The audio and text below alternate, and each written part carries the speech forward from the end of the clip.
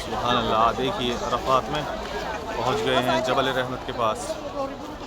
جبل رحمت وہ پہاڑ ہے جہاں پر اللہ کے رسول نے خطبہ ارشاد فرمایا تھا۔ لوگ دور دراز سے اپنی اپنی گاڑیوں کے پاس سے جبل رحمت کے پاس آ رہے ہیں، کچھ لوگ اوپر چڑھ رہے ہیں۔